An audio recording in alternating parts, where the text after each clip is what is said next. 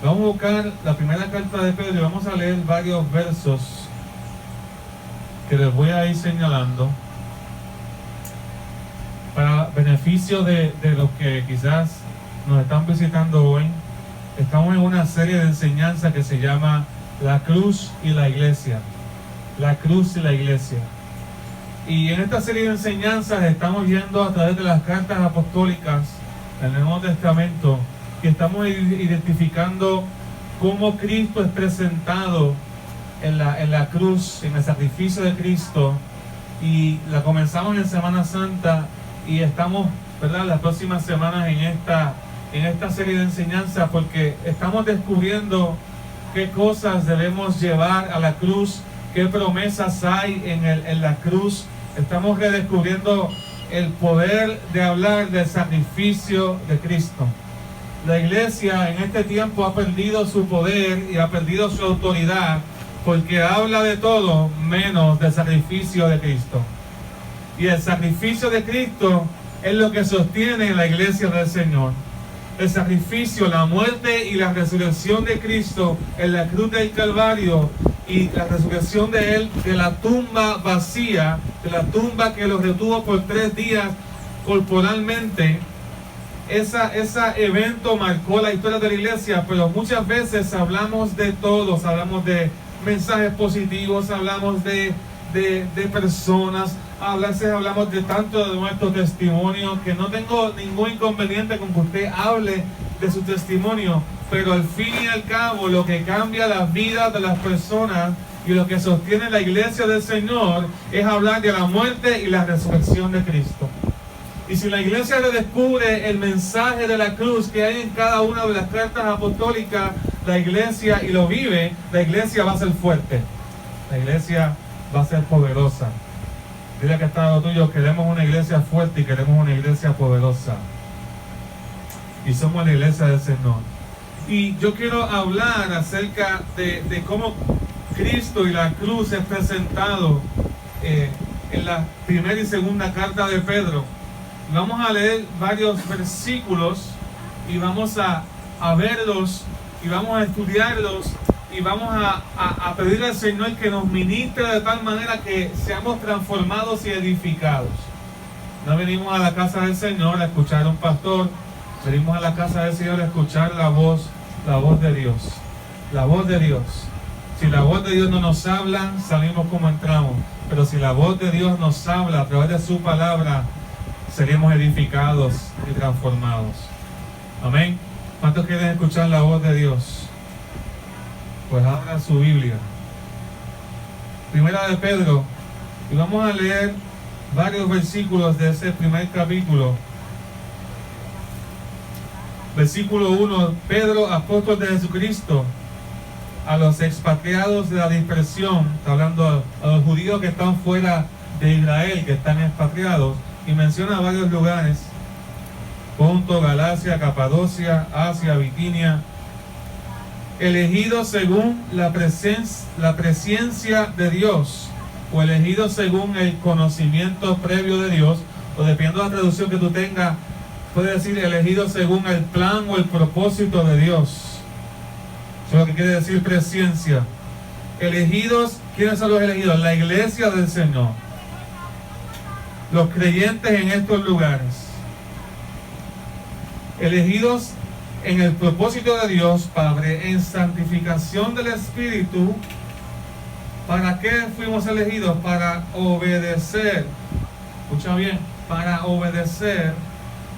Y algo peculiar del sacrificio de Cristo que se menciona aquí, dice: y ser rociados con la sangre de Jesucristo. Y ser rociados con la sangre de Jesucristo. Marque esa frase, porque eso tiene que ver directamente con la muerte de Cristo. Y lo vamos a ir más, lo vamos a ver más en detalle ya mismo. Ser rociados con la sangre de Jesucristo, gracia y paz os sean multiplicadas. Bendito el Dios y Padre de nuestro Señor Jesucristo, que según su grande misericordia nos hizo renacer, nos hizo volver a nacer, nos hizo volver a vivir para una esperanza viva por la resurrección de Jesucristo de los muertos. Amén. Y Pedro lo que está haciendo aquí es simplemente saludando a la iglesia a la que le está escribiendo. ¿Ok?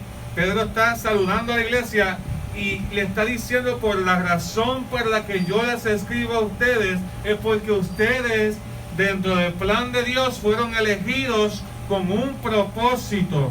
Y el propósito primordial, podemos ver un doble propósito aquí, por la cual la iglesia, tú y yo somos elegidos, es para obediencia y para ser partícipes de la sangre de Cristo rociada sobre nosotros. ¿Ok? Y Pablo se los hace saber de entrada. Pablo se los hace saber y les dice: ustedes participan del propósito de Dios. Amén. Así que hay una referencia directa a la muerte de Cristo cuando se menciona ser rociados con la sangre de Cristo. Y vamos a ver eso ya mismo. El versículo 18 de este mismo capítulo de Pedro, búsquelo, capítulo 1, versículo 18, dice así: sabiendo que fuisteis rescatados. Diga conmigo: rescatado. Dígaselo usted mismo: rescatados. Fuimos rescatados de vuestra vana manera de vivir. Fuimos rescatados de vuestra vana manera de vivir. Diga conmigo: fui rescatado de mi vana manera de vivir. Sí, porque hay mucha gente que le gusta escuchar el mensaje, pero queremos aplicar el mensaje. Usted como creyente, si usted le ha dado su vida al Señor de todo corazón, usted fue rescatado de su vana manera de vivir. Y si no es creyente, Dios quiere rescatarlo a usted de su vana manera de vivir. Y vamos a ver lo que es ya mismo eso. La cual recibiste de vuestros padres, no con cosas corruptibles como oro y plata, sino con la sangre. Otra vez menciona que la sangre preciosa de Cristo, haciendo una referencia a Jesús, a su muerte. La sangre preciosa de Cristo como de un cordero sin mancha y sin contaminación, ya destinado desde antes de la fundación del mundo, pero manifestado en los posteros tiempos por amor a vosotros, por amor de vosotros. Lo que está diciendo Pablo aquí es que nosotros fuimos rescatados. Hablamos cuando estudiamos la cruz de la iglesia en Colosenses, hablamos del concepto de rescate. Era un dote, un precio que se pagaba para liberar un esclavo. Y ese rescate tenía que darse cuando se rescataba un esclavo en una cantidad, en una suma valiosa de dinero. Y se le ponía precio a los esclavos en aquel entonces. Si alguien que quisiera liberar un esclavo, o alguien que quisiera tener un esclavo, tenía que comprarlo y tenía que rescatarlo de su condición de esclavitud para poder dejarlo libre, para que no tuviese que pertenecer a nadie. Y ese concepto Dios lo usa de una manera muy sabia para ilustrar que lo que Dios hizo con nosotros fue un rescate. ¿Ok? Eso ya lo vimos, pero es bueno que lo recordemos, porque cuando hablemos de la sangre de Cristo en esta mañana, nos vamos a fijar en el precio y en el valor de la sangre de Cristo sobre nuestras vidas y cómo la sangre de Cristo nos rescata. La sangre de Cristo dice el versículo 19, que nos rescató no con oro ni plata, sino con la sangre preciosa de Cristo, como de un cordero sin mancha y sin contaminación, ya destinado desde antes de la fundación del mundo, pero manifestado en los posteros tiempos por amor de vosotros. Padre, en esta hora venimos ante tu presencia, reconociendo tu palabra, reconociendo que tú estás aquí, reconociendo que tú eres el que ministras y que habla a los corazones. Señor, yo te pido en el nombre de Jesús que nos hables, nos cambies, nos transformes, nos guardes de tomar tu palabra livianamente, y que podamos responder con la convicción y la seriedad que tu palabra demanda. Espíritu Santo, haz nuestro corazón un lugar fértil para recibir la semilla del Evangelio, la semilla de tu palabra. Quita toda dureza, quita todo conocimiento previo que nos haga, Dios mío, sensibles, que nos haga insensibles, a escuchar lo que tú quieres traernos para nosotros en el día de hoy. Padre, yo te pido en el nombre de Jesús que te glorifiques de manera especial en nosotros en esta mañana. En el nombre poderoso de Jesús. Amén. ¿Cuántos dicen amén? Quiero decirte algo en esta mañana sobre las cosas que tenemos que llevar a la cruz.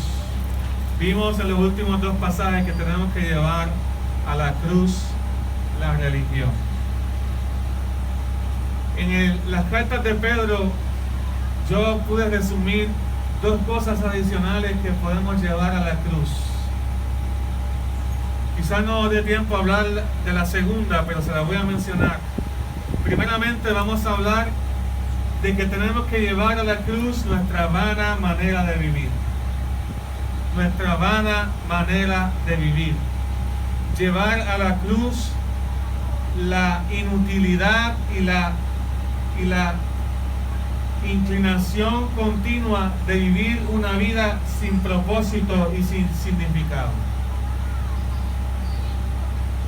según lo define Cristo. Así que ese es el primer punto en esta mañana. Tenemos que llevar a la cruz nuestra vana manera de vivir. Y segundo, que no sé si nos dé tiempo en esta mañana, que está en otros pasajes de las cartas de Pedro, tenemos que llevar a la cruz nuestros sufrimientos y padecimientos. Tenemos que llevar a la cruz nuestros sufrimientos y padecimientos. Vamos a ver la primera con calma.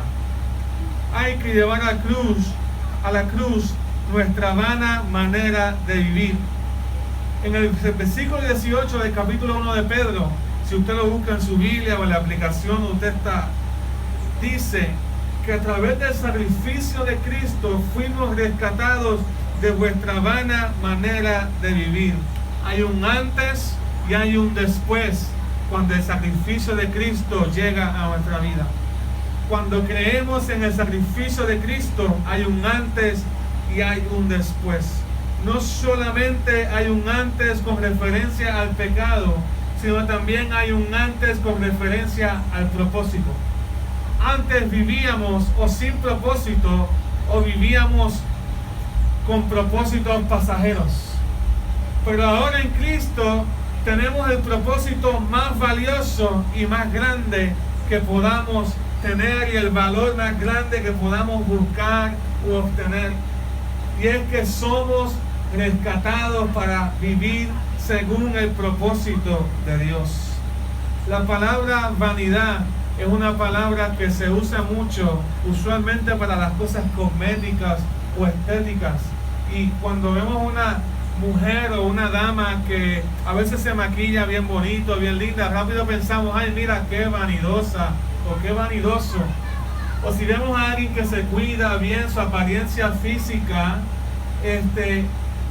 rápido lo tildamos de vanidoso o de vanidosa. Yo quiero decirte algo en esta mañana, aunque tiene que ver en cierto sentido, no me estoy refiriendo a la vanidad en el sentido de que no puedes ponerte lindo o linda. Todos queremos un esposo lindo o linda. Cuando dicen amén. Y si no está casado o está viudo o está esperando, pues dígalo con fe, amén. Pero ¿verdad? Muchas veces se da tanto énfasis en este mundo a lo estético. Todos queremos personas lindas, pero muchas veces caemos en la trampa de dar demasiado énfasis a lo estético en nuestras vidas. Vamos a darles un ejemplo sencillo. ¿Cuántos de nosotros nos miramos al espejo todos los días y nos peinamos? ¿Cuántos dicen amén? ¿Cuántos se peinan? Algunos yo sé que no lo hacen, pero ¿cuántos se miran todos los días por lo menos a ver si si hay algo que tienen que limpiarse de la cara. ¿Cuántos de ustedes se limpian los dientes? ¿Cuántos de ustedes se maquillan? ¿Algunos de ustedes lo hacen o no lo hacen? ¿Cuántos de ustedes planchan la ropa que se tienen que poner para que no nos vean estrujados? Yo sé que a algunos no les importa tampoco, pero el que más o el que menos, por lo menos lava su ropa y se viste bien. ¿Cuántos dicen amén? Si tiene alguien al lado que no le gusta planchar su ropa, denle un codazo, dile: el Señor te está hablando en esta mañana, tienes que vestir bien. Y yo me pregunto que si de la misma manera que nos maquillamos, si de la misma manera que planchamos la ropa, si de la misma manera que nos miramos en el espejo, que nos ponemos el pintalabio, el polvo, si de la misma manera que nos ponemos la ropa todos los días porque queremos tener cierta apariencia, si nos cuidamos de la misma manera las cosas más importantes que cargamos en nuestras vidas, que es el corazón y el alma y la mente. La respuesta es que no, porque este mundo enfatiza tanto en lo vano, en lo que es pasajero. La palabra vana significa inútil, sin propósito, sin fin determinado. La palabra vana significa actuar sin sentido, significa algo de carácter o utilidad que no sirve o inservible.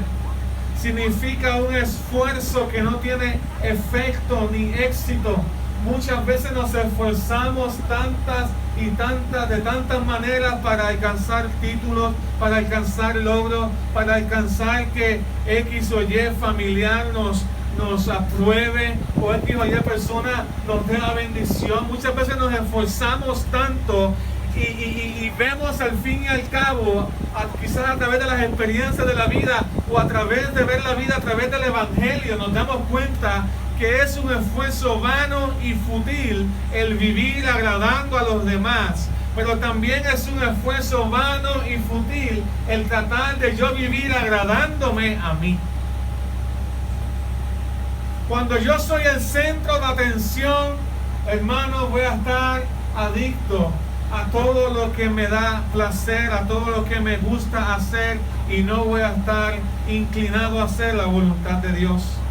La Biblia enseña, Pablo enseña que fuimos rescatados de nuestra vana manera de vivir. Vamos a sustituir esa palabra. Fuimos rescatados de una vida de inutilidad. Podemos decir que fuimos rescatados de una vida sin propósito. Podemos decir que fuimos rescatados de una vida sin un propósito determinado. Porque hay gente que vive en su vida al azar. Hay gente que se levantan y según cómo se siente cuando se levantaron, tratan a los demás. Y llegan al trabajo y decían: no me diga hoy que yo me levanté del lado izquierdo o del lado derecho. Cuando quieren insultar a alguien: hoy me levanté del lado izquierdo de la cama, hoy me levanté del lado derecho de la cama. Porque hay gente que vive su vida sin una determinación divina, sin un propósito divino. Hay gente que tratan a los demás de acuerdo a cómo ellos se sienten. Hay gente que anda por la vida sin rumbo y sin propósito. Y yo me he encontrado con personas con mucha educación, pero con poco propósito. Yo me he encontrado con personas con poca educación, pero con un gran valor y propósito delante de Dios. Porque la educación no es lo que te da propósito en la vida, lo que te da valor en la vida, lo que te hace trascender en la vida. Lo que te da valor en la vida es la asignación y la tarea que Dios te ha dado. ¿Cuántos dicen amén? Gracias por 2 o 3 amén. Vivir buscando lo que es vano, ya sea placer, ya sea meta, ya sea logros humanos, ya sea agradar a los demás, ya sea agradar mis gustos y mi carne continuamente. Vivir satisfaciendo mi yo y mi ego es una vida vacía, es una vida sin valor. Y Pedro dice que la vida sin Cristo es una vida vana. Es una vana manera de vivir. Mira cómo lo dice la traducción lenguaje actual, el versículo 18. Porque Dios los libró de ese modo de vida que es poco provechoso. Es poco provechoso. ¿Por qué? Porque es vano. Y ustedes aprendieron de sus antepasados. Descubre un secreto aquí. Dice que lo aprendieron a ser vanos de sus padres, de sus antepasados. Y bien saben ustedes que para liberarlos Dios no pagó con oro y plata, que son cosas que no duran. Y para que Pedro diga esto, en aquel tiempo se pensaba que el oro y las piedras preciosas eran las cosas más duraderas del mundo. Pero comparado con qué no duran. Comparado con el valor y la sangre preciosa de Cristo. Esa es nuestro valor. Lo que Cristo hizo por mí, lo que Cristo hizo en la cruz del Calvario, que fue ofrecido como sacrificio, como un cordero sin ningún defecto.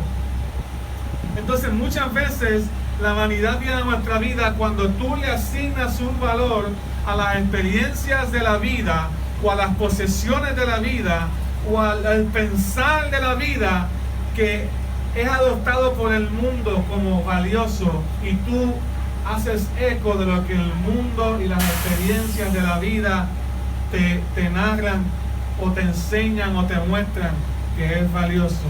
Peor aún, los padres son los que le enseñan a sus hijos a cómo vivir vidas vanidosas. Cuando un padre le da más importancia a las cosas que son pasajeras, los hijos lo están absorbiendo ahí. Hay hijos que nunca han tenido la experiencia de que su padre se sienta a leer las escrituras con ellos. Hay familiares que nunca han tenido la experiencia de congregarse juntos en la casa del Señor. Pero también los que estamos en la casa de Dios, muchas veces caemos en la mentira de que aunque venimos y adoramos a Dios y le cantamos al Señor con nuestros labios, en nuestro corazón a veces hay cosas que son muy valiosas que no queremos entregarle al Señor. A veces es una reputación, a veces es dinero. A veces Dios nos pide que bendigamos personas y no lo hacemos porque amamos el dinero que tenemos, porque no creemos en el Dios de la provisión, y podemos ver gente en necesidad y nuestro corazón se ha endurecido. A veces es vivir de una manera donde nosotros estamos tomando decisiones día a día basados en cómo yo me siento y no lo que dice la voluntad de Dios. Porque se nos ha enseñado y el mundo se nos enseña que si no somos felices con nosotros mismos, no debemos hacer las cosas que otras personas nos piden. Y eso tiene una doble navaja, ¿verdad? Un doble filo. Tenemos que tener mucho cuidado cuando le enseñamos a nuestros hijos: solamente haz lo que te haga feliz. Porque estamos diciendo a nuestros hijos que ellos son el Dios. Le estamos diciendo a nuestros hijos con eso que solamente haz las cosas que tú quieres hacer. Pero nos vamos a encontrar en periodos en nuestra vida y en circunstancias en nuestra vida que vamos a tener que negarnos a nosotros mismos para que las cosas estén bien. Que vamos a tener que sacrificarnos por otros para mostrar amor. Que no siempre las cosas van a salir como yo quiero o como yo pienso que deben suceder las cosas, porque pensamos según lo que nos vende el mundo, es que una vida sin problemas es una vida valiosa. No, hermano, una vida valiosa no es una vida sin problemas.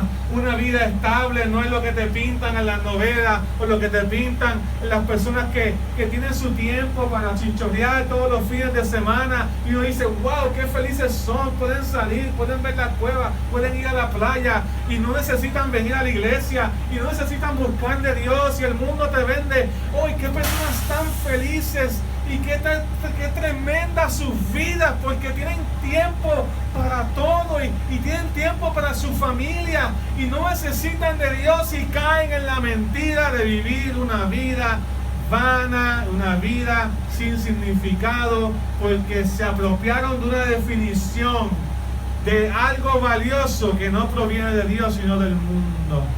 El mundo te enseña, disfruta el momento, disfruta la hora, pero tarde o temprano, Pedro lo recuerda aquí, no solamente cuando habla de la vana manera de vivir, sino cuando habla del sufrimiento. Pedro nos recuerda que el mundo es pasajero, que el mundo es pasajero. Escuchemos la palabra de Dios, la palabra profética más segura, que el cielo y la tierra pasarán, pero sus palabras no pasarán. Pedro nos recuerda en otras porciones del capítulo 1 y capítulo 2 de las cartas de Pedro, nos recuerda que Dios es un juez que viene a juzgar los vivos y los muertos. Continuamente Pedro nos recuerda que la vida en la tierra tiene su final. Hace varias semanas atrás estuvimos en el funeral de una joven, 39 años, 40 años, joven porque tenía mi edad. Jovencita, 40 años, en un abrir y cerrar de ojos. Estaba pasando hace muchos años, por una condición de salud mental y vivía en cierta agonía, aunque con su familia podía experimentar felicidad, cuidado, protección, porque la cuidaron hasta lo último, pero en un abrir y cerrar de ojos, sin esperarlo, la muerte llegó. Y eso es lo que la Biblia habla de la vanidad de la vida. Que hay gente que están todos sus años tratando de lograr algo y cuando viene a ver no disfruta lo que trató de lograr y se mueren. Y nosotros pensamos, wow, tenía toda una vida por delante. ¿Y quién nos dijo que tenía toda una vida por delante? ¿Quién nos dijo? No sabemos.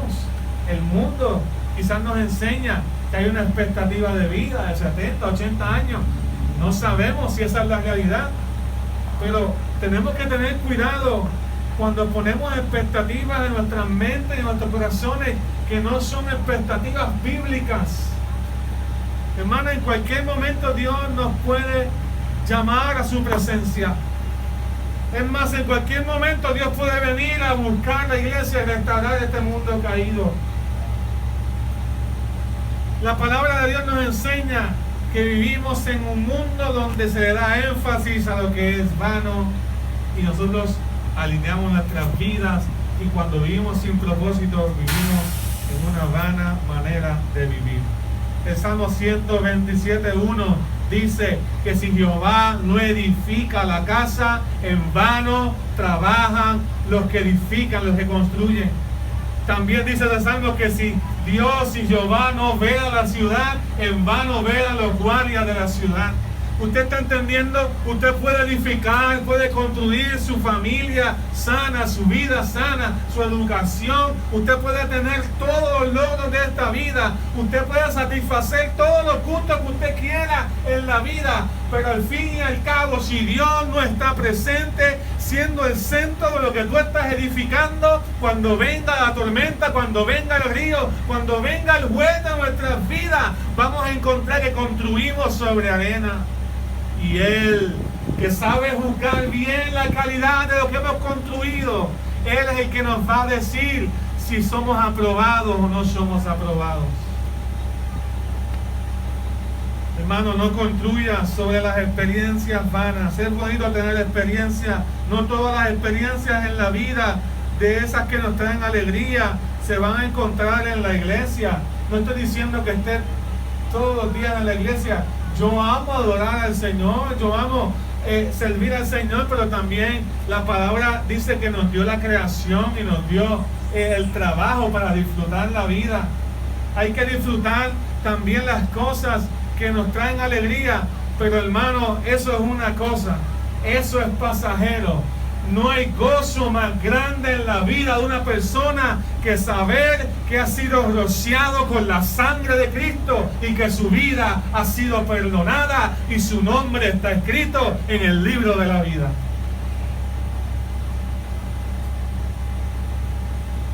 sabernos perdonados, sabernos el valor del sacrificio de Cristo. Pero muchas veces hemos aprendido la vanidad de nuestros padres, de la generación que nos antecede. Esta generación de ahora estamos teniendo muchos issues porque estamos tras lo electrónico, tras lo digital.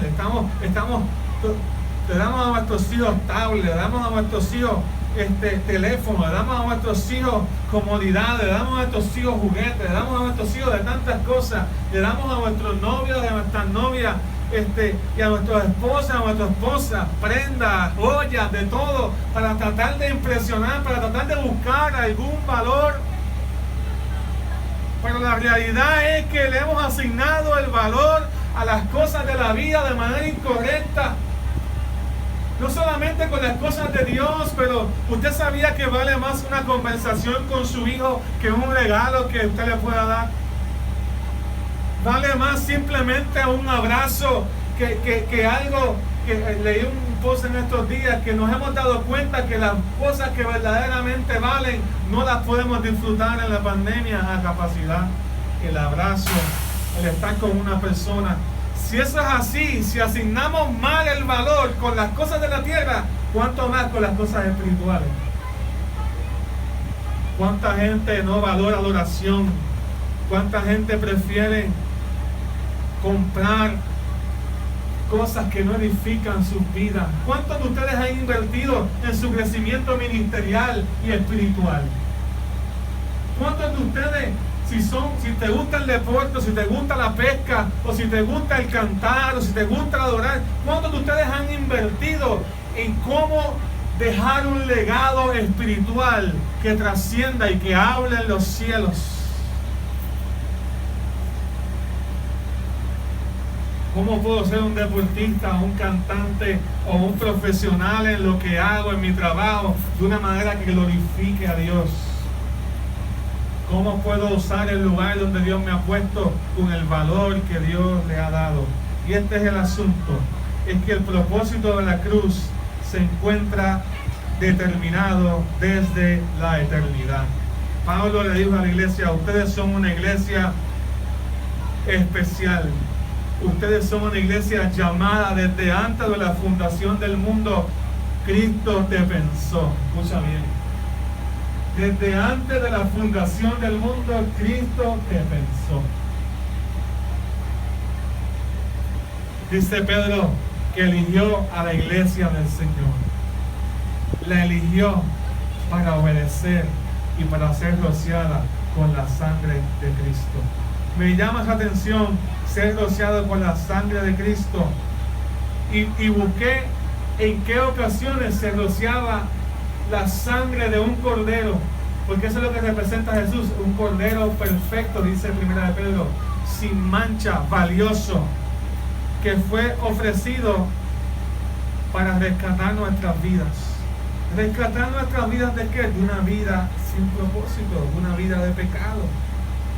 Mira, se rociaba la sangre del cordero cuando una persona del pueblo venía a traer una ofrenda por su pecado al templo en el Antiguo Testamento.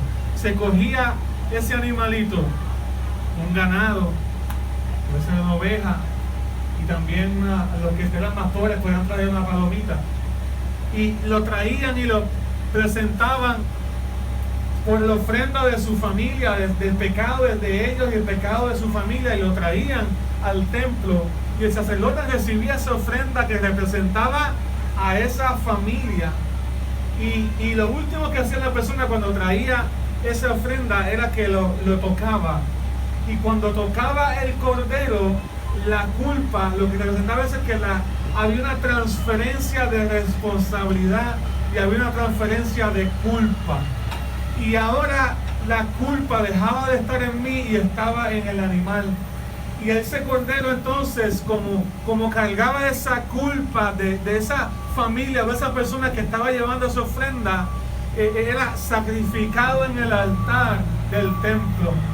Y la sangre era tomada por los sacerdotes y se rociaba el altar con la sangre del Cordero, y la ofrenda era acepta por los pecados. Cuando la palabra de Dios dice que fuimos rociados por la sangre de Cristo, lo que está diciendo es que si yo toco a Jesús con la fe, si yo toco a Jesús con mi oración, si yo toco a Jesús con mi entrega, mi culpa Él la carga, mi pecado Él lo carga, la responsabilidad y la maldición de mi pecado pasado Él lo carga. Y cuando Cristo pensó ¿cuál es la mejor vida que le puedo dar a la iglesia desde antes de la fundación del mundo? Le dijo, les voy a quitar la culpa, les voy a quitar el pecado, les voy a quitar la responsabilidad y la maldición que el pecado les ha traído. Los voy a rescatar de la mala manera de vivir y les voy a dar una vida nueva en Cristo Jesús. Esa es el llamado de la iglesia. ¿Quién dice amén? Esta era una de las ocasiones en que se rociaba la sangre del Cordero, pero esa no era la única. La segunda vez que se rociaba, que encontré que también se rociaba la sangre del Cordero, era cuando había una dedicación de propósito. Cuando los sacerdotes eran consagrados para el servicio en el libro de los Levitas, y se separaban aquellas personas que se iban a dedicar solamente. Habían 12 tribus y había gente que trabajaba y traía ofrendas al templo, pero había una tribu particular que era para las cosas de Dios. Y esa tribu representaba a todo el pueblo que trabajaba y que traía cosas al templo. Esas personas estaban dedicadas y consagradas para hacer las cosas de Dios en el templo, la adoración, las ofrendas, invocar a Dios en nombre del pueblo, y servían de intercesores y mediadores. No podían ser cualquier persona, tenían que ser personas consagradas. Y cuando se consagraban estos nuevos ministros, los hijos iban creciendo y se consagraban porque tenían esa responsabilidad, como siendo tribu de los levitas. Pues los padres envejecían y los nuevos se consagraban al Señor. Pues la Biblia dice que la sangre derramada de un cordero también era rociada en el altar, y que también les rociaban en el lóbulo de la oreja, dice el Levítico 8 específicamente. A los sacerdotes le ponían la sangre en sus orejas, dando a entender que ahora su oído espiritual estaba limpio de pecado y listo para escuchar de Dios y para cumplir con la asignación que Dios nos ha dado. ¿Usted sabe por qué mucha gente en las iglesias continuamente no entienden el propósito de Dios en sus vidas? Porque no escuchan la voz de Dios. Pero la promesa de Dios para nosotros es que si yo entiendo el sacrificio de Dios en mi vida, si yo entiendo que la sangre rociada del Cordero me ha consagrado, diga conmigo, consagrado para un propósito, hermano, la asignación que tú y yo tenemos es grande. Representamos aquí en la tierra al Dios de los cielos. Representamos en nuestra familia al Dios de los cielos.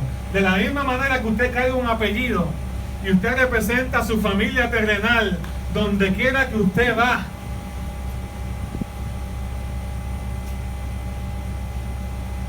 De esa misma manera, usted carga una herencia espiritual, una consagración de Dios, un propósito divino, una asignación del cielo. Y de esa misma manera usted puede regocijarse, que usted cuando se levante por las mañanas, el día que quiera venir la tristeza, la depresión o la vanidad de la vida a chocarle fuerte, porque nos va a chocar en algún momento dado, nos va a preguntar por qué hacemos lo que hacemos, para qué servimos a Dios, por qué tanto sacrificio. Cuando te choque esa verdad, esa experiencia de vida que muchos de nosotros vamos a enfrentarnos con ella tarde o temprano, nos vamos a recordar, no, espérate, yo represento al Rey de Reyes y Señor de Señores en la tierra. yo fui cambiado. Él me dio una nueva vida, Él me dio un nuevo propósito, porque la sangre del Cordero fue rociada sobre mi vida, fue rociada a través de la fe, fue rociada en mi corazón. La sangre de Cristo habla por mí. Wow. La tercera manera en que se rociaba la sangre de un cordero era cuando se establecía un pacto. Vea conmigo, pacto. Se establecía un pacto. Un pacto es un compromiso, no entre dos partes, es un compromiso unilateral que hacían dos personas. La diferencia entre un pacto y un contrato es que el contrato se firma, y si una persona lo viola, el otro puede decir, pues ya no tengo que cumplir con mi parte porque tú no cumpliste con la tuya, y eso es un contrato. Pero el pacto es una decisión personal de yo amar, en el caso de Dios, de yo servir y de yo bendecir y de yo dar mi favor, en el caso de Dios, al ser humano, sin importar lo que el hombre termine haciéndome a mí. Lo más importante es que estemos en esa relación. Y Dios, no es que no le importe nuestro pecado, es que Dios, cuando hizo pacto con Israel, Él le dijo, yo los saqué de Egipto, y ahí mismo salieron del Mar Rojo, y ahí Dios se encontró con ellos en una montaña y le dijo, yo los saqué de Egipto y ustedes van a ser mi pueblo y ustedes van a ser mi Dios y van a llevar mi nombre. Y yo los voy a hacer diferente de todas las naciones y ustedes van a seguir mis mandamientos. Y el pueblo respondió, el pueblo a viva voz, dice la palabra en Éxodo 24, que respondió a viva voz diciendo, nosotros vamos a hacer lo que tú nos has pedido y vamos a cumplir, vamos a hacer pacto contigo. El pueblo mismo entró en esa relación de pacto con Jehová. Y la Biblia dice que Moisés ahí roció la sangre de un sacrificio para sellar ese pacto. Cuando la Biblia habla del sacrificio de Jesús, habla de un nuevo pacto. ¿Por qué? Porque sin derramamiento de sangre el pacto no era oficial. El pacto no era y el compromiso no era real. Y usted dirá, pastor, ¿pero qué tiene que ver esto con nosotros? Bueno, usted sabe lo que pasa, que Dios es tan bueno y tan misericordioso, que en el nuevo pacto, que su sangre fue derramada a la cruz del Calvario, lo que está representado en eso es que Dios no va a tomar en cuenta mi pecado pasado, que ha sido perdonado cuando yo lo confieso y cuando yo me arrepiento de mi pecado. Y el pago y la maldición de mi pecado pasado, que me impedía disfrutar de la presencia de Dios, que me impedía por la culpa y por la responsabilidad yo estar bien delante de Dios, ese pecado, esa experiencia pasada ya no iba a controlar mi vida, sino que ahora en el nuevo pacto estoy bajo el gobierno divino, bajo el cuidado divino, y le pertenezco a Dios.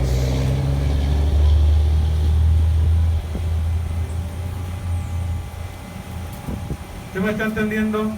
Cuando hablamos de pacto, lo que estamos diciendo es que se rociaba la sangre para hacer un pacto oficial.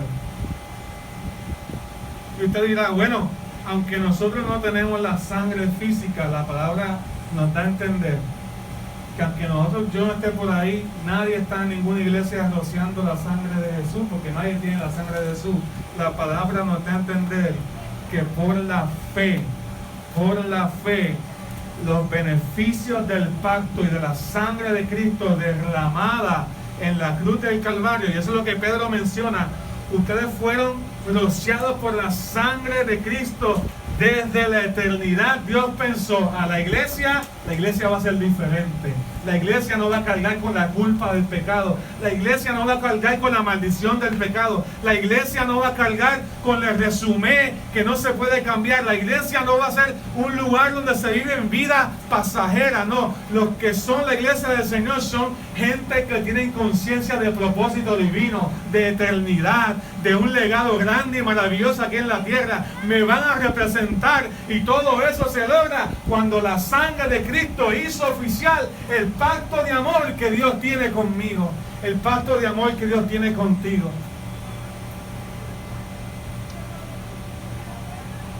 Escúchame bien, la salvación es por fe, pero aunque no tenemos la sangre física de Jesús, tenemos la vida de Jesús.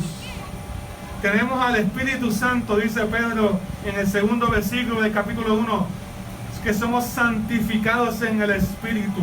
En la sangre, dice Levítico 17, está la vida. Pero si tenemos la vida, no necesitamos la sangre de manera física.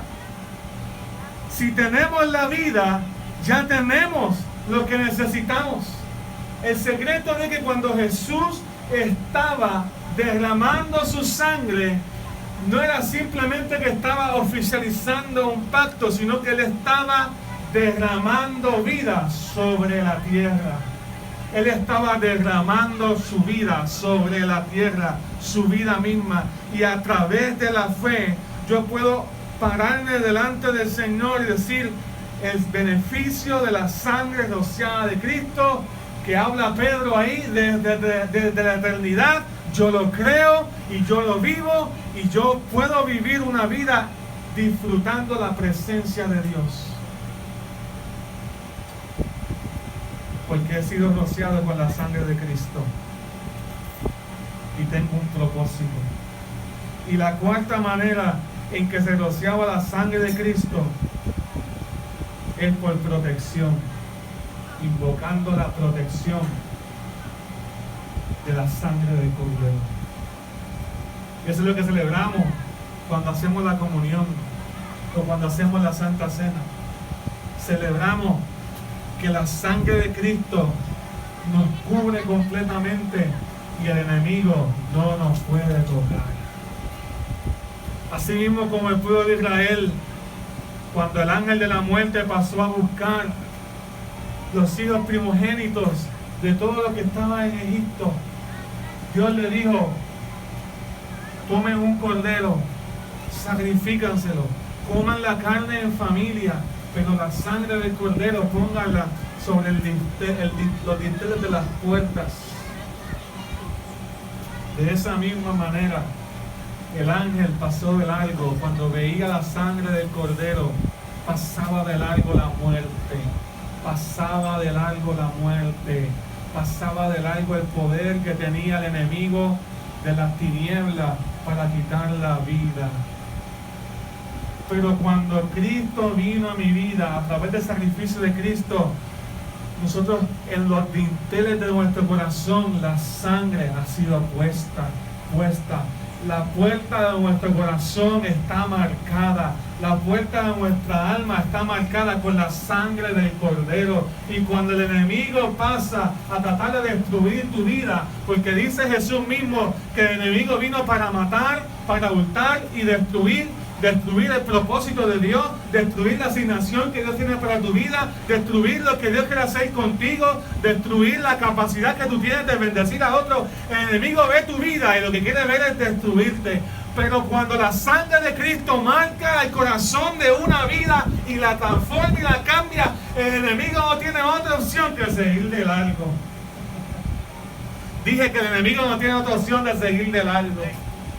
Porque muchas veces nosotros no nos hemos dado cuenta que la sangre de Cristo sigue hablando. La sangre de Cristo no es simplemente el sacrificio de Cristo derramado en la cruz del Calvario. Cuando Pedro hace esa referencia, le está diciendo: ustedes poseen la sangre de Cristo sobre ustedes. Ustedes fueron rociados, ustedes están protegidos, ustedes, el enemigo no los puede tocar. El propósito de Dios se va a cumplir. Es necesario que la iglesia entienda esto, porque la iglesia de los días de Pedro era una iglesia sufriente, era una iglesia que padecía por causa de la fe, era una iglesia que estaba siendo perseguida y iban a venir tribulaciones y angustia, pero el propósito de Dios se estaba cumpliendo, porque la sangre de Cristo sigue hablando. Usted sabe a quién le habla a usted de que está siendo perdonado todos los días, pero también le habla al enemigo de que no tiene propósito con cada un creyente que se ha convertido de corazón y tiene que seguir de largo. El enemigo no puede tocar su vida, el enemigo no puede tocar, y ya la muerte no puede venir a atormentarlo. Y el día que usted físicamente se muera, el día que usted físicamente diga de su último suspiro, el ángel de la muerte no se lo va a poder llevar para el enemigo, va a tener que seguir de largo, porque ahí Dios dice: espérate, que este es mío, este me lo llevo yo, este me pertenece, a través de la sangre de Cristo lo reclamo como mío para toda la eternidad. Y la muerte no vence, y la muerte simplemente pasa a ser un acto de transición para aquel que muere en Cristo.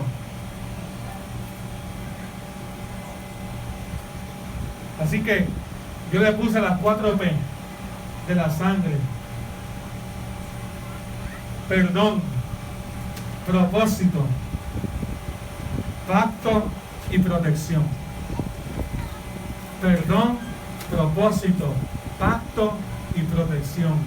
Todo eso es lo que encierra la sangre de Cristo rociada sobre mi corazón y sobre mi vida. No simplemente eso, sino que la Biblia dice que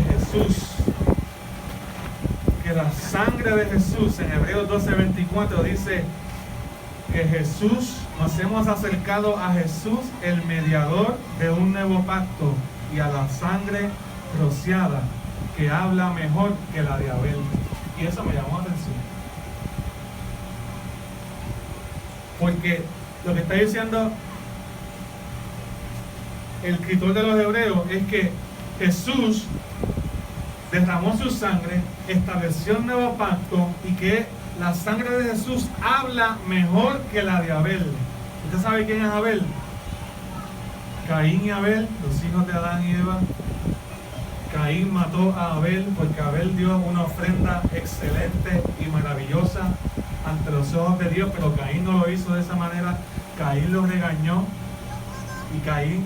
Dios regañó a Caín, y Caín se enfureció tanto, dejó que naciera esa amargura en su corazón, y Caín tomó la vida de Abel en sus manos, y fue el primer homicidio.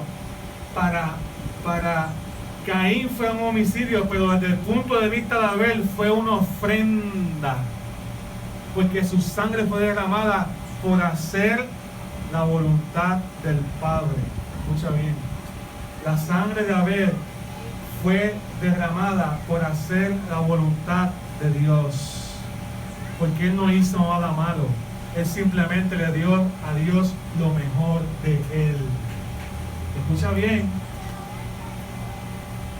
tanto es así que Hebreos capítulo 11, y con esto termino, versículo 4, dice que por la fe Abel ofreció a Dios más excelente sacrificio que Caín, por lo cual alcanzó testimonio de que era justo, y dando testimonio Dios de su ofrenda, y muerto Abel, aún la ofrenda de Abel, que fue no solamente la ofrenda física que dio, que Caín la dio mal y él la dio bien, sino la ofrenda de su vida, aún muerto, esa ofrenda habla por ella. La sangre que se derramó de Abel sobre la tierra, aún Dios mismo reconoce que la sangre de Abel hablaba. Y Pablo dice Y el escritor de Hebreos dice en Hebreos 12:24 que aún la sangre rociada de Jesús habla mejor que la de Abel. Habla mejor que la de Abel. ¿Qué es lo que está diciendo Dios? Lo que está diciendo Dios es lo siguiente. Lo que está diciendo es que cuando hacemos la voluntad del Padre, cuando hacemos la voluntad de Dios, vamos a ser sacrificados, pero Cristo mismo sacrificó su vida por nosotros. Y la sangre de Cristo, vertida a través de la fe, sigue hablando. Si la de Abel habla, ¿cuánto más hablará la de Cristo? La ofrenda que Jesús dio en la cruz. La de Abel hablaba como una lección de adoración, pero la de Jesús habla como una lección tremenda de salvación para toda la humanidad. Aquel que sabe que ha recibido la misericordia de Dios y la gracia de Dios, la misericordia de Dios y la gracia de Dios, aquel que sabe que Cristo perdonó sus pecados, aquel que sabe que Cristo le dio su vida y lo ha librado de su manera vana de vivir, aquel que sabe que Dios le ha dado una vida nueva y ha vuelto a nacer, está agradecido, porque aún la sangre de Cristo sigue hablando a su vida. Cada día cuando nos levantamos y nos recuerda que tenemos perdón, que tenemos propósito, que tenemos protección y que tenemos un pacto con el Dios de los cielos. ¿Qué tal si te pones de pie en este momento? Señor, te damos gracias. Señor, reconocemos tu presencia. Reconocemos que tú eres el Dios de nuestras vidas. Señor, tú nos has dado más de lo que pedimos y entendemos. En tu sacrificio encontramos perdón. Señor, si hay alguien aquí que se encuentra, y muchas veces es difícil de identificar nuestra vida, viviendo de una manera vana nuestras vidas. Que no es simplemente que darle a las cosas de la vida más valor que tu presencia y que tu enseñanza y que tu cuidado y que tu dirección. Señor, ayúdanos a serte fiel.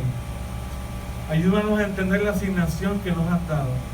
Ayúdanos a entender que vivimos constantemente bajo el propósito divino.